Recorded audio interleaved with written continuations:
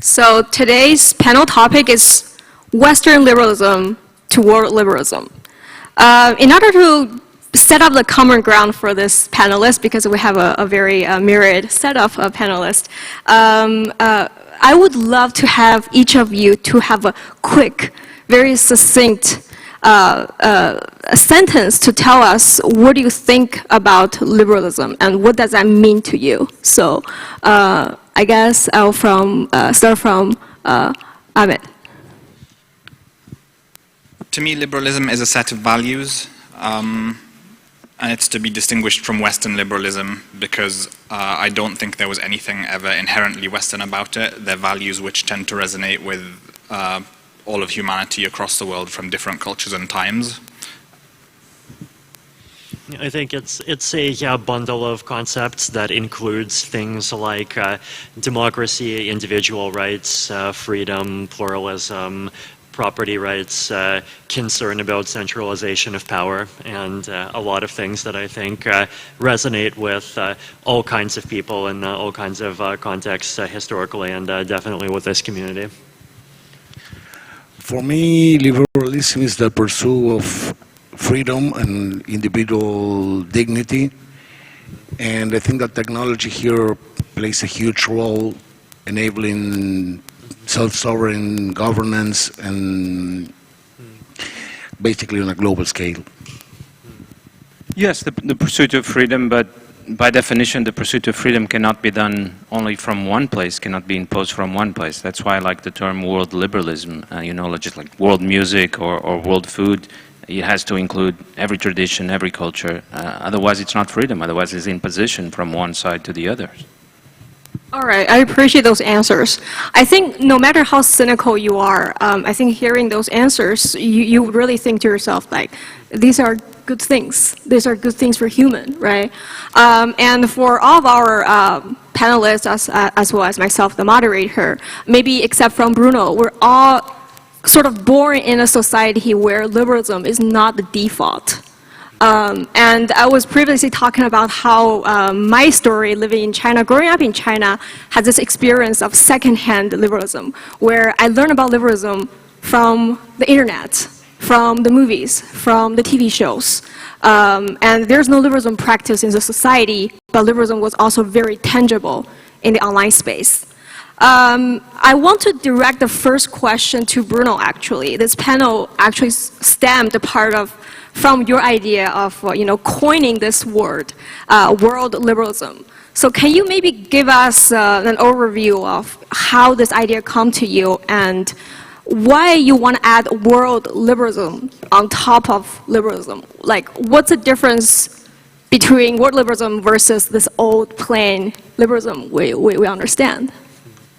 Yes, so I think many people are suspicious of the term liberalism, and I would argue they're suspicious because we sometimes tend to assume liberalism as being just Western, and Western liberalism has its limitations. So we need to expand the concept, and I give you 3 ways in which it needs to be expanded. Well, first of all, if we're concerned about freedom, we have to be concerned about the freedom of everyone. But unless you make an effort to see things from the perspective of other people, other cultures, you tend to overvalue your own freedom and devalue the freedom of others. We can't just be concerned about the freedom of Ukrainians to build their own country. We have to be concerned about the freedom of Palestinians to build their own country. But I've noticed if you come from a certain culture, you see only the freedom of Ukrainians. And if you come from a certain culture, you see only Palestinian freedom. I think a global perspective that includes every single perspective, we can be concerned about freedom everywhere. Very quickly, second way, we know that liberalism is supposed to be about overcoming state propaganda and state control. But how can you overcome state propaganda and state control unless you make an effort to see your own state from another perspective?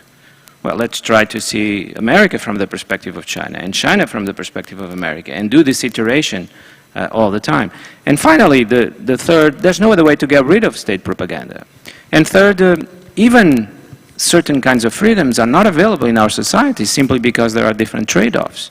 There are certain experiences of nature that you can have perhaps in a society like Japan, but not in a society like the United States. Certain experiences of family, of religion that you can have in Muslim societies and you can't have in the West.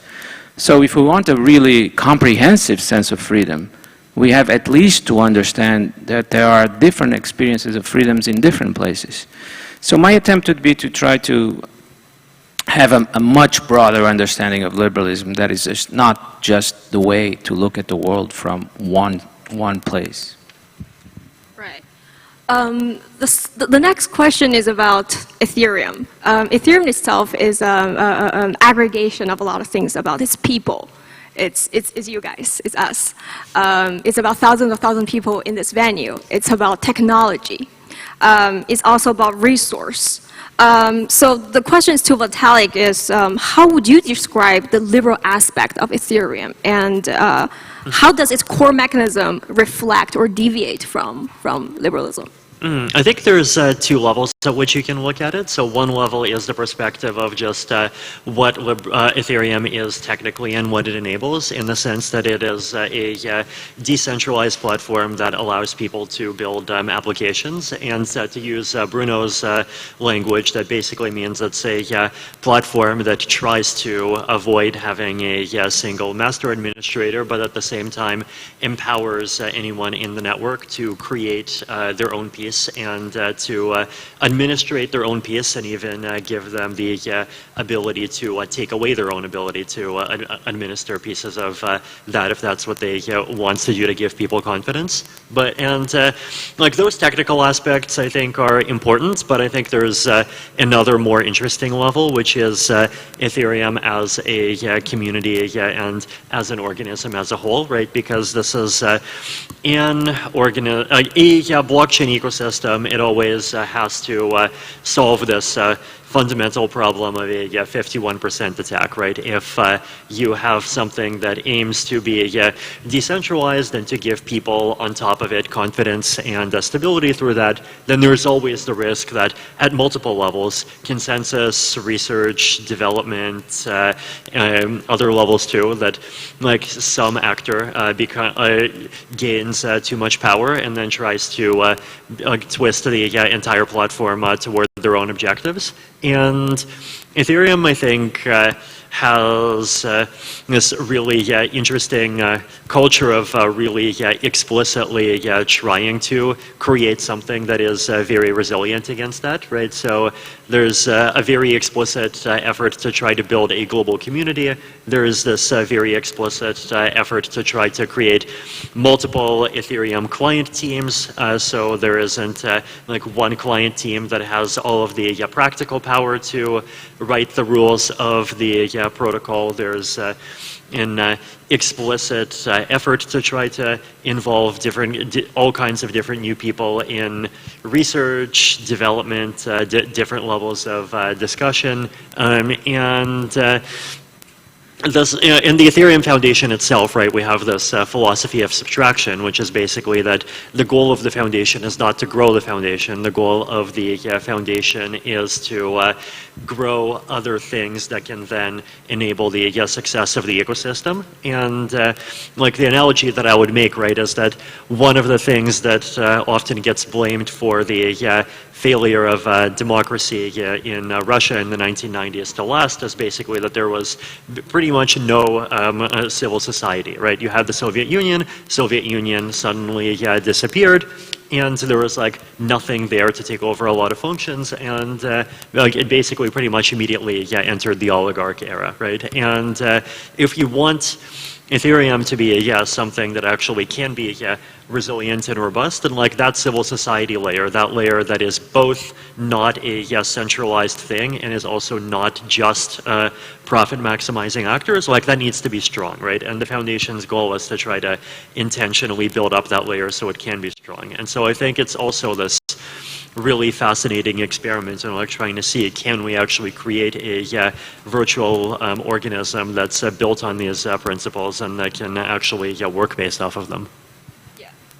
Yeah, I think in the world where, you take growth as this inevitable social justice, I think Ethereum Foundation's philosophy of subtraction is, in a sense, like trying to create more, borrowing Bruno's word, creating more master game designers in the meta system. Okay. So in case you didn't come to this space earlier, Ahmed gave us a really amazing talk about system failure in the Middle East. And a part of the system of failure and, whatever terrible things are going on there was due to, in a sense, Western intervention.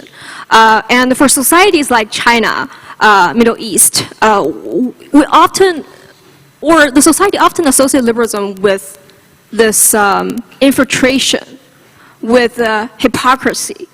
And in this panel, when we're talking about from world liberalism to, from Western liberalism to world liberalism, do you think people in the Middle East can accept this concept? And do you think it's possible today to infuse new meanings into the term, or it's easier for us just to coin a newer term?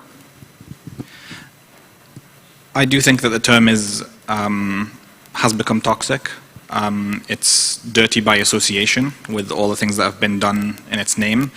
And the concept of Western liberalism, like being coined as a term, two words together, was a huge blunder, because what Western democracies did was take this set of values that is pretty universal, that sounds attractive to pretty much all people in all societies, and try to monopolize that within specific societies, and to persuade the world that this came together with a larger package which it didn't have to. So it was basically, it became associated with a certain power structure, which is like a post-colonial power structure. It has the holdovers of a colonial system in which parts of the world dominated the rest.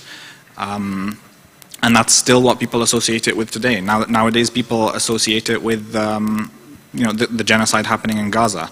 The idea that Western nations will claim to uphold certain values, but only apply them to, for example, specific victims. It's a tragedy when Ukrainians are being forced out of their homes, or are being occupied, or are being ethnically cleansed. But that's a tragedy because they're perceived to be Western people, and therefore Western liberalism applies to them. And with non-Western people, these values do not apply.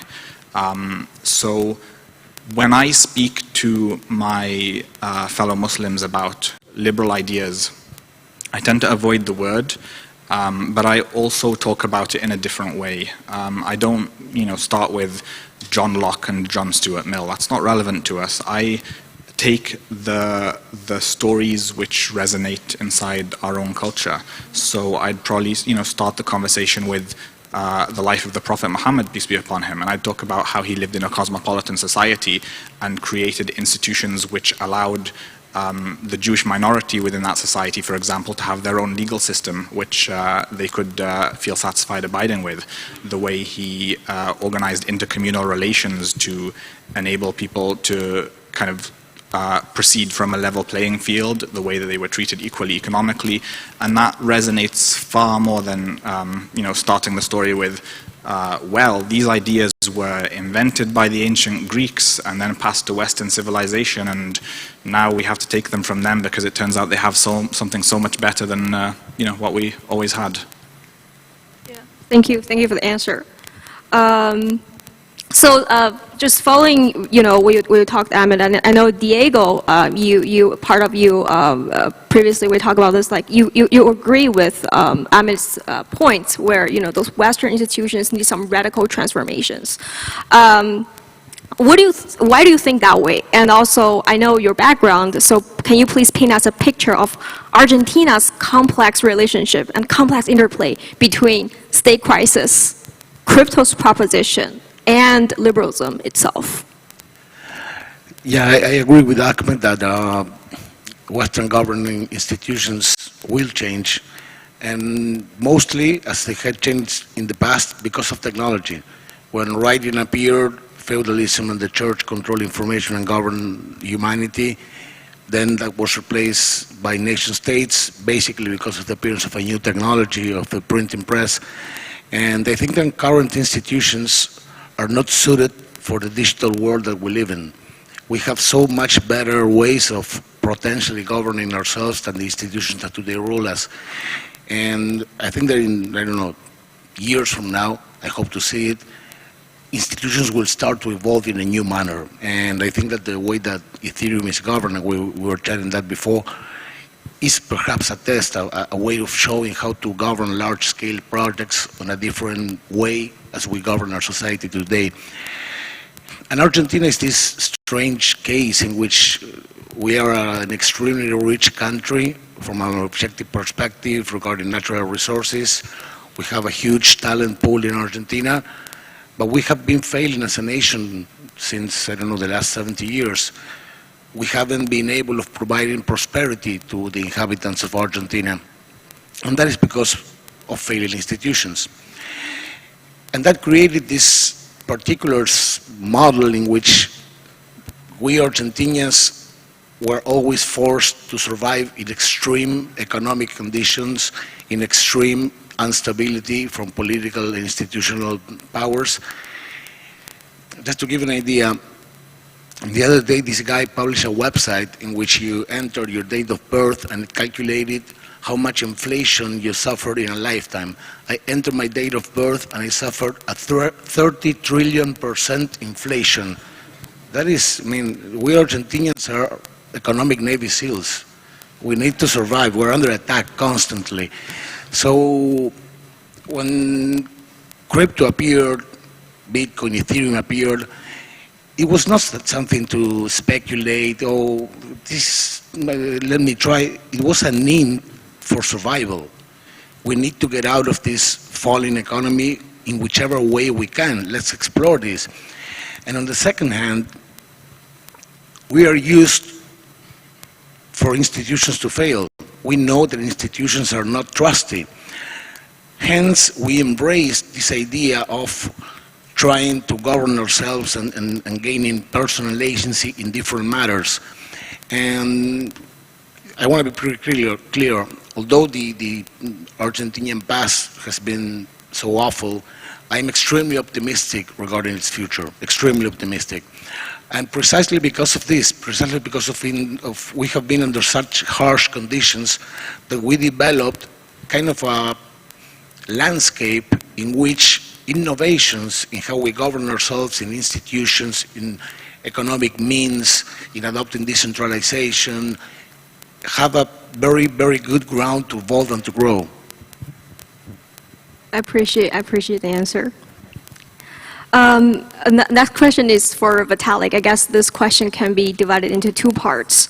Following your first answer, if world liberalism, for the lack of a better word, we'll stick with world liberalism for now. If world liberalism represents certain values and speak to the ethos of Ethereum, how can we make it more legible and how can we make it more visible? And the second part is, so for a lot of Western liberal countries, they often have this independent or third-party institute like Gallup or Human Rights Watch. Those institutes, they would use, you know, although sometimes problematic and over-abstract metrics to measure their liberalness. It goes to Ethereum. Do you think it's possible for us to establish some Ethereum Human Rights Watch or Ethereum Gallup to study and to quantify how Ethereum's projects contribute to world socially, economically, and ideologically? In your blog post about how to make Ethereum value alignment more legible, you also talked about you want to see more projects like L2 Beats to appear. Can you maybe like imagine another L2 Beats, but focus beyond just technical and decentralization aspects? Yeah, I think I mean, one of the challenges that Ethereum has, right, is that there are these values that everyone likes to talk about, and there's this challenge, and like there's often this gap between what gets talked about and what actually is real for people. Right, and you know, everyone talks about being a roll-up, but then some of those roll-ups, like actually, basically, the provider holds your coins, and they can do whatever they want with those coins at any time. And other roll-ups actually are not that way. And if they shut down, like you actually do have an on-chain mechanism that you can use to take your coins back out, right? And like that second aspect, like those values actually actually being reality is really important, right? It's, I think, like just like liberalism in politics, it's the sort of thing that is very easy to just completely forget about in a normal situation when things are in equilibrium, but there's always some key moment that arises when it suddenly becomes clear that it's everything. And and so, I mean, L2Beat, I think, is definitely one of those good examples that basically tells you, you know, is a rollup actually a rollup, or is it one of these systems where the operator can just take coins out whenever they want, and it's basically just a glorified centralized exchange. I think. But it's only measuring a few things, right? I think other things that could be measured are open source is one, right? If something is open source, then other people can build upon it. Also, other people can inspect it. And it also limits the provider's own ability to abuse their power if they get too powerful. Open standards is another one, right? There's value in building on open standards, and there is sometimes a phenomenon where people claim to be building on open standards, but actually they are the ones that are pushing a standard in a way where they're the only ones that are really on that standard, and like this becomes a way to create a walled garden and dominate an ecosystem. Decentralization, and also contribution to both the Ethereum ecosystem and to the outside world, which is starting to happen more and more, and the whole regen side of the Ethereum ecosystem is really fascinating there. I mean, I think for all of those things, there's definitely value in creating more metrics and in tracking more metrics. I think my philosophy on metrics is that, like, zero metrics is not the answer, because if you have zero metrics, then it is too easy for anyone to just virtue signal and basically, like, say that the thing they were going to do anyway actually is the way to instantiate the value. One metric is not the answer, because this is like, it becomes like a social credit score. It becomes this, like, standardized thing that just accumulates a huge amount of power. And to me, the only answer is pluralism. The answer is to have many metrics that are all kind of competing with each other on an uncertain playing field for legitimacy. If I could just add to that question, there's a term I heard a couple of days ago. I'm not sure if I'm using it right, but the term was credible neutrality. One of the things that's gone wrong with Western liberalism is basically abandoning even the pretense to some kind of neutrality in the rules of the system and how they're applied. Is there some way of measuring the number of different perspectives from which the rules being written in this system are coming from? That is a fascinating question. I think one of the challenges is that perspectives is so hard to define, right? Because you can look into, you can do GitHub archaeology and all core devs archaeology and even try to figure out who was responsible for a particular EIP getting included. Although actually, possibly, much less of that information is being legible than it could be. And then the next question then is like, what you can then look and see, well, what are there perspectives that actually have been included? And often it's easier to identify specific failures than it is to identify success, right? So for example, one type of specific failure that has been identified sometimes is when the perspectives of like researchers who care about decentralization and who also care about like cleanness and mathematical purity and certain like software engineering aesthetics get taken into account, but the perspectives of users do not get taken into account, and that's something where there's increasingly like different community groups trying to figure out how to correct for. So I think it's like, to me, like perfect neutrality for some like complicated decision making is not achievable, right? It's the analogy I use is it's like, imagine like you have a chess position, and imagine you're in the middle of like some game between like Magnus Carlsen and Garry Kasparov, right? And like you ask, what is the credibly neutral chess move? And like there is no answer.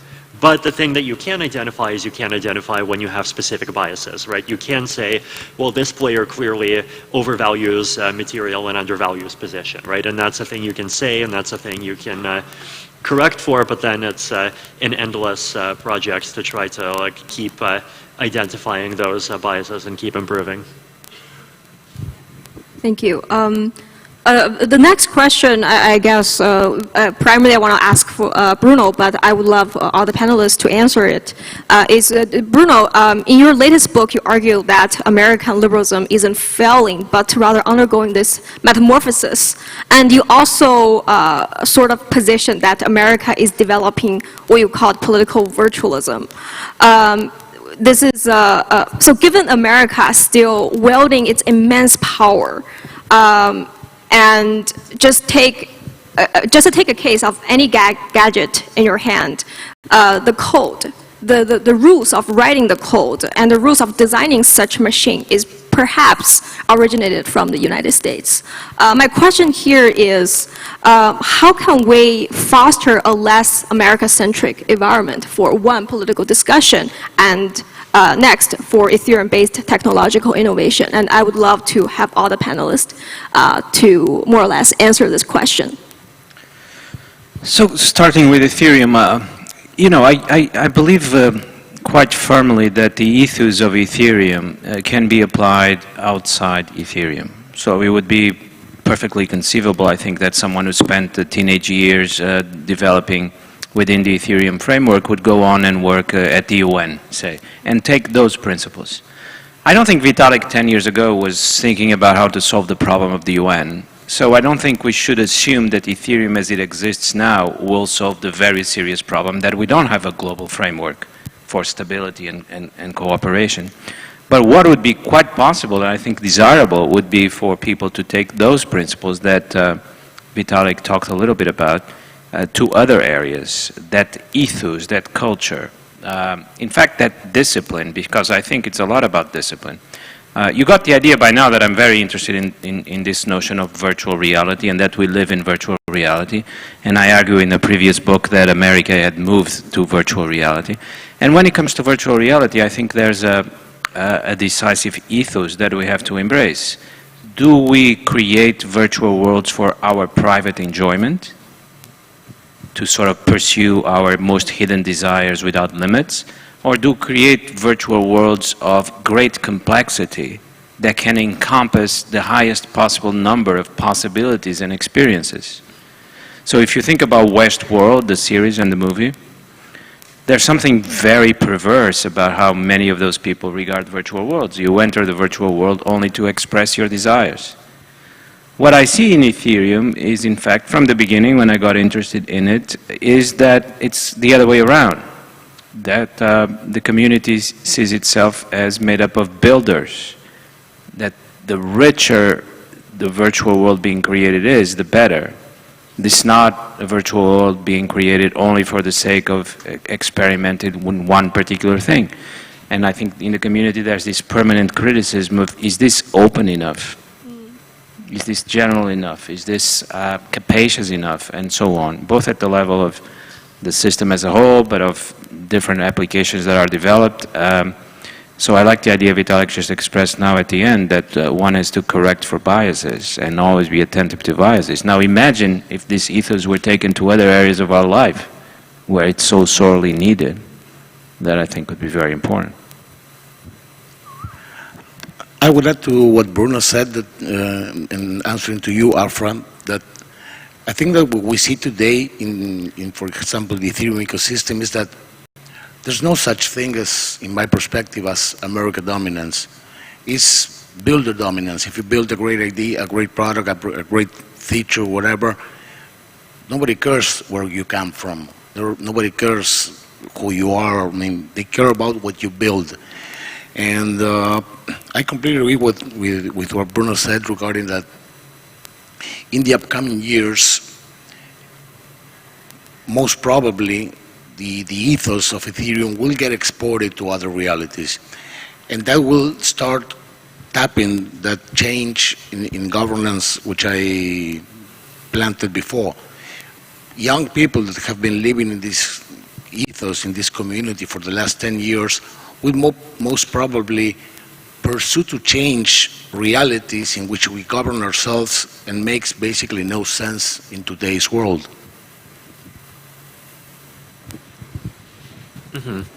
Yeah, and I think for Ethereum, there's always different things that we can do, right? And I mean, to give like some concrete examples, one thing that the foundation tries to do more and more is to explicitly involve support builders in different kinds of different parts of the world, and even try to get them involved in areas that are closer to Ethereum core development, right? And like one of the interesting statistics is that 80% of the of PSE, right, the Ethereum Foundation ZK team, is from East and Southeast Asia, and this actually happened even without my involvement, right? This happened, and at some point I just learned about it, and like I was just as amazed as anyone else to hear this statistic. And I think there is definitely this pattern, right? When you have a new wave of technology, it has this resetting function where like there is no such thing as someone with 10 years of experience writing Groth 16 code, right? Because 2024 minus 2016 is less than 10. But at the, like, and so, but like that just shows that it creates an opportunity, right? But then that opportunity still needs to be claimed. And there's this question of like what kinds of seeds can be planted to make sure that every time one of these opportunities appears, it actually does get claimed. I mean, I think for us right now, this is still like an open and ongoing problem. So I think it's important to be unequivocal about what our values are, but also to resist the attempts to control the epistemological sources of those values, because we can reach those values from different perspectives. And one of the enemies is also a form of values nihilism, where we just decide that Western liberalism has been so trampled upon that there's no such thing anymore, and therefore it's a free-for-all, and it's the law of the jungle, let the most powerful win. That's the risk that we fall in, is that we fall into that, and I think by developing this global liberalism, which implicitly accepts multiple perspectives, we can avoid that temptation. So no dark enlightenment, but with more positivity. And the next one is, again, goes to Vitalik, is for me, there is one particular world liberalism moment in Ethereum, which is actually coincide with the moment I started to work in crypto. That was back in 2022, February, when Ukraine's official Twitter shared two cryptocurrency wallets, one for Ethereum, one for Bitcoin. And later on, as all of us know, Ethereum's community has contributed a huge amount of resource and capital to help the situation in Ukraine. So Vitalik, what is your most memorable Ethereum's world liberalism moment, and why? I think, I mean, if I had to give an answer that's like very different from like that, like one instance of doing something really valuable for Ukraine and the world, I would actually just say this conference. And I think the reason why I say this is I think this particular one actually, even more than any of the previous ones I've seen, it really shows and makes obvious the fact that Ethereum as an ecosystem really is bringing people from all kinds of different parts of the world, from all kinds of different perspectives to come in, to participate, to share their thoughts.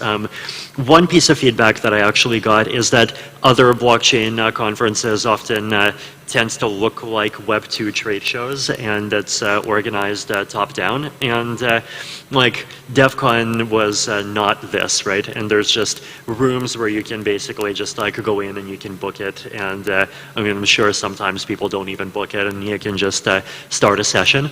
And like a lot of the attractiveness of the conference was that.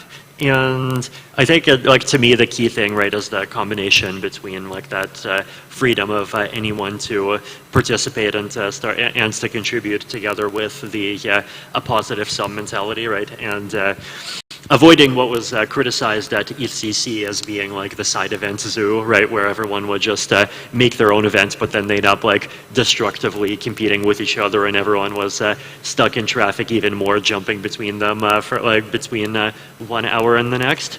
So I think just like if events like this as in-person demonstrations of both the facts that all of these diverse communities within Ethereum exist, and also that there's all of these different sets of topics that people talk about, right? There's tracks, workshops, sub-events of all kinds of different themes, all kinds of different like academic disciplines and intellectual emphases. Like, it really proves for me personally that Ethereum continues to be the kind of ecosystem that's like actually has the ingredients to keep generating the solutions that people need going forward.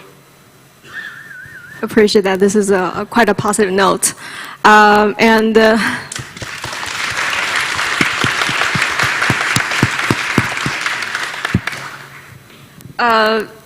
I have one last question is for all the panelists, and before asking this question and before opening the floor to the audience to ask questions, I want to make a very awkward attempt to give a little bit of hope. We know that the existence of non-liberal yet economic successful models worldwide are quite significant. Examples such as we previously mentioned Singapore as this liberal democracy, and China, a very successful economy with socialism with Chinese characteristics. Those two models are not only hostile to Western liberal democracy, but they're just indifferent in terms of accepting or getting, a lot of values we talk about. And we also see non-liberal and, in a sense, struggling models. We're in Thailand. Thailand is a country has a complex relationship with liberal democracy.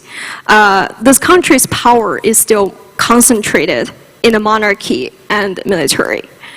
And then the Middle East, Argentina, Russia, which is currently in the war. Each of those cases present a myriad of conundrum, as liberalism doesn't necessarily make the sense. But disregard any of that. I think I want to go back to Vitalik's hopeful note is, I think what makes me feel hopeful is really this stage, is about us, a bunch of nerdy people come here and listen and learn about liberalism as this archaic word. It is oddly hopeful to me.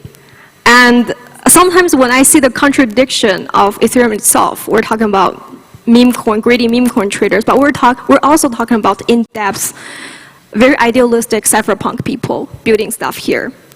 So I think the breadth of Ethereum's discussion and the breadth of those practices give me hope. So my question here is, hopefully everyone can leave this room with a little bit hopeful note is, what makes you feel hopeful?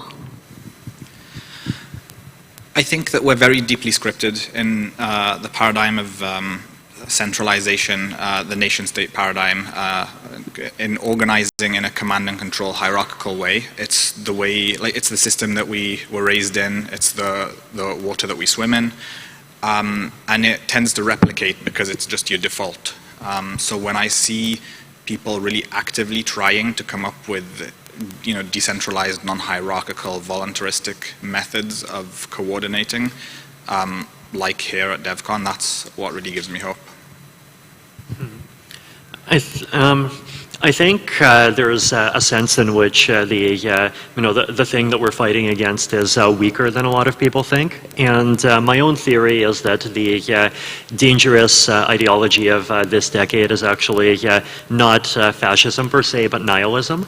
And I think you can see examples of this everywhere, right? Even when you look at how the invasion of Ukraine gets justified, right? It's not Russia building a glorious 1,000-year empire, right? Germany in the 1940s, well, the narrative was that it's building a glorious 1,000-year empire. Here it's not. The narrative is, yeah, we suck, but we're allowed to suck because other people suck too, right? Yeah. And like you see, we see nihilism, within crypto, and I think it's actually kind of encouraging to remember that, to see that it's not just a uniquely crypto problem. This is something that all of humanity is going through, and I think there definitely are things that are not just nihilism. Like there definitely is the phenomenon that there's portions of Silicon Valley who 10 years ago were libertarian because they thought they had no chance in hell of getting the government to listen to their concerns, but they're now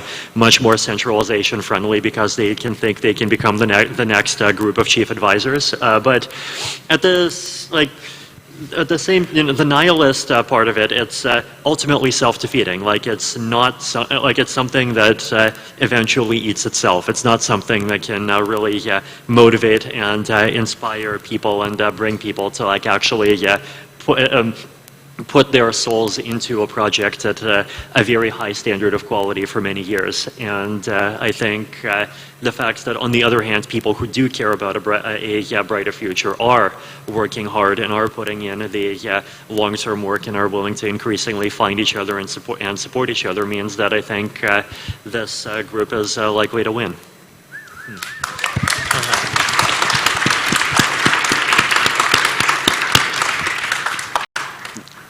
I feel pretty optimistic about the future, mainly because 50 years ago when you were born, you had kind of tattooed your area code in your life.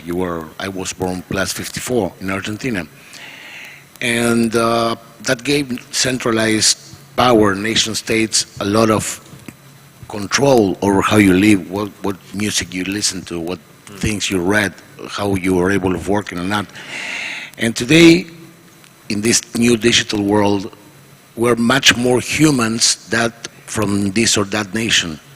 And that embraces us in a global society in which liberalism values may be applied regardless of whatever nation states try to impose on you. And that makes me feel so good about the future.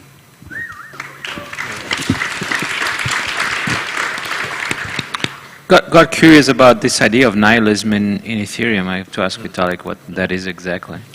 But on the question of optimism, for me, the main source of optimism is looking around and seeing that the systems of control that exist in the world, and I think you all see them, and perhaps some see some systems better than others, and that sometimes look so scary. Sometimes look so powerful and so scary. They do tend to be self-destructive. They do tend over the long term to undermine themselves, precisely because they are so incapable of seeing the world around them, incapable of understanding other views. In the end, they become weaker with time. It may well be a rule of history that the systems of oppression and control cannot be permanent. And if that's true, okay, then there's hope, right? Because the opposite of hope would be if these systems of oppression and control could become permanent. And I don't see that in history, and I don't see that in our own time, thankfully.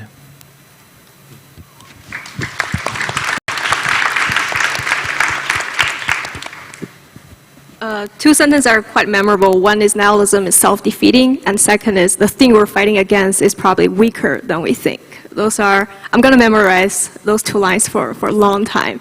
I'm going to wrap the talking part for now, and now we can enter the question answering stage for all the panelists.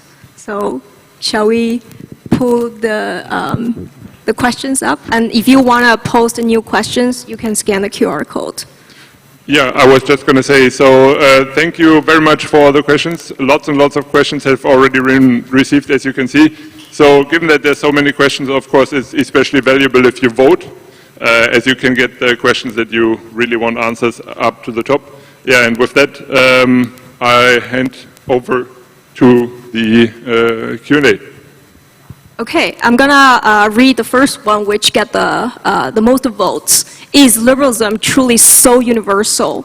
Aren't there collectivism cultures where explicitly deprioritize individual expression? As such, do ideas of pluralism subsume liberalism? That's a really good question. And I actually would ask, if you pose a question, maybe like tag someone, a panelist you wanna hear the answer from. And I guess for our four panelists, who wants to answer this question, you can jump in. I'll take it.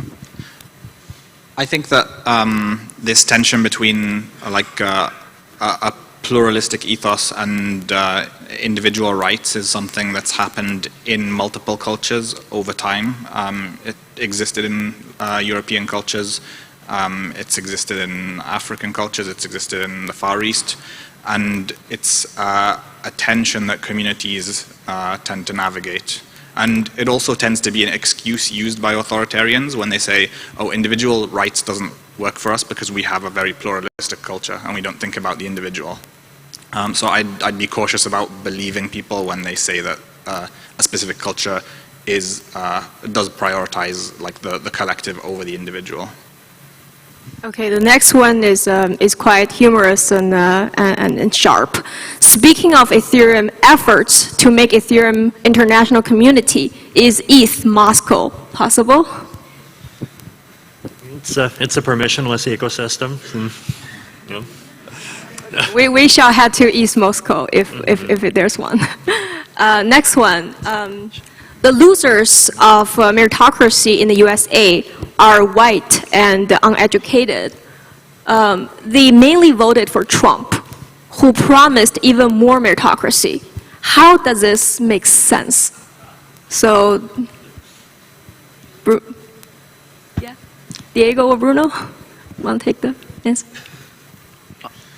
Honestly, that would mean understanding people's psychological decisions on a global basis. I find it quite impossible. Honestly, I don't know how that makes sense. I don't think people tend to assume Trump to be a phenomenon of extreme meritocracy, so just because he promises it, I wouldn't take that very seriously. I agree. I did go to a Trump rally a month ago, and it was quite interesting. One thing I discovered is that his supporters are really going through very difficult times economically. We have this idea of the United States as extraordinarily prosperous, but there are so many people left behind and struggling, and I think the other side has to realize that more. Yeah.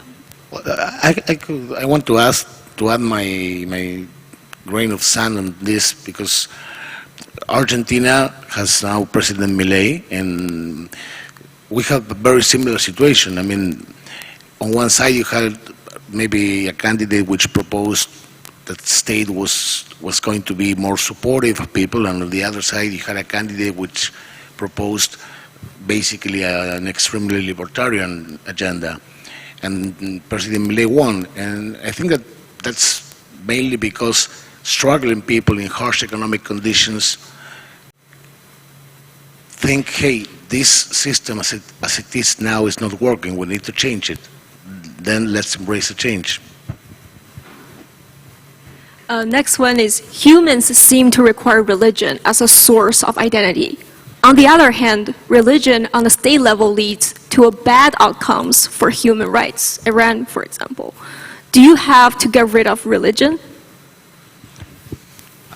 A source of meaning as well as identity. I do agree that it leads to bad outcomes on a state level, and therefore we shouldn't have it on a state level. It should be a permissionless, like voluntaristic ecosystem, and states should have free expression and be credibly neutral.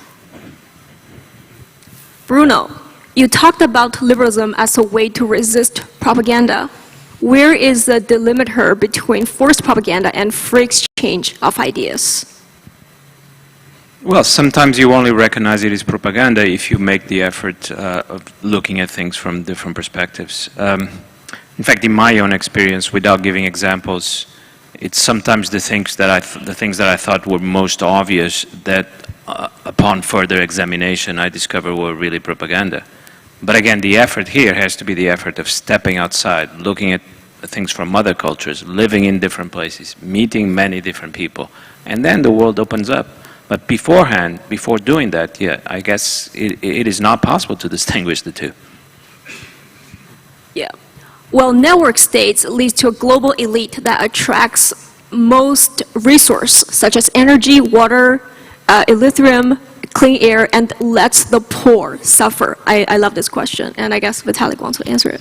Yeah, I mean, I think realistically there's good and bad outcomes from network states, but there's also good and bad outcome states for, I guess you might call like the existing approach to like territory and to how people live, right? And the bad outcome there is basically like what we see with AI, where like the entire industry concentrates like largely in San Francisco, and it's a very small group of people that are in a bubble that basically assume that AI is going to decide everything, and like they're in charge of AI and like implementing it according to a fairly narrow set of, not even just principles, but even just a narrow like individual interests, right? And with network states, of course, the risk is that basically this turns into another way for like small elites to essentially wall themselves off and become like Elysium and support each other and protect each other, and then not actually have any incentive alignment with the outside world anymore. But I think it's also important to remember that the nation-state order to a large extent is exactly that as well. And the positive side of this is if something like network states actually does lead to creating new connections between people who have resources and have power and who come from those existing centers, but then actually making positive connections with people in a much broader set of regions and people who have a much broader set of needs. And I think there have been proto-examples of that starting to happen. And so I think ultimately like which side it turns into is going to depend heavily on the kinds of people that actually that actually run these things and like what decisions they make and what they prioritize. Okay, the next one is, I also love this question. Is the good times make weak people make hard times make strong people just a funny trope or real? If real, where are we? Are we in a hard time or good time? If it's just a meme, I'd say it's a very old meme, because the oldest articulation of it I'm aware of was Ibn Khaldun, who was an Arabic philosopher who's considered the founder of modern sociology, and he wrote this several hundred years ago. He basically observed that human societies tend to last something like 3 or 4 generations and are often taken over by new communities who come out of, who basically come from the margins. So yeah, maybe there's something there. In ancient Greece, I forget if this was Thucydides or Herodotus or someone else, there was the progression Koros, hubris, ate, nemesis, right? That prosperity leads to hubris, and then that leads to destruction. So I think there's definitely been similar themes that people have observed for a long time. How to make Ethereum community not explicitly pro-Western, despite the fact that most venture money come from the US? Another really good question. I would posit that most venture money comes from the US. There are tons of money coming from Asia as well. I don't have that metric, honestly. Do you want to answer the question, Vitalik? I want to hear other people's answers. What's your answer? You haven't answered a question yet. I shall volunteer my labor to read the questions. My answer is, I think a lot of the venture money come from the U.S. and Asia, of course, are coming from a subset of hyper elite people, and I think they are the problem. This is my answer. Okay.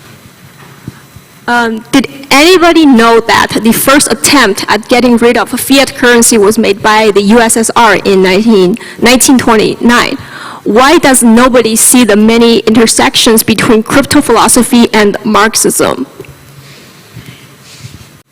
I mean, lots of people do, right? There is an entire account called The Blockchain Socialist. Yes, I was going to say that, hosted by Josh. He's a great guy. Okay, I think we have 30 seconds for the last question. Unpopular take, does liberalism lead to better outcome, or is collectivism better? Or is collectivism better? Looking at climate change, crime rates, etc. But I think in the end it has to be about human freedom. So freedom can be experienced collectively, you can organize collectively. That's a misperception that liberalism has to be against all that. I don't know many people who would say, the important thing is the really valuable thing is the state or the nation. In the end, even the state and the nation have to be for the sake of individual experience. And I do think it's a false dichotomy because it's not liberalism versus collectivism. It's maintaining individual freedoms whilst having institutions that enable you to coordinate effectively for the greater good, solving the problems of the commons. Okay. Yeah, so I guess the god of Devcon give us 5 minutes more, or what's it says hand over time, so I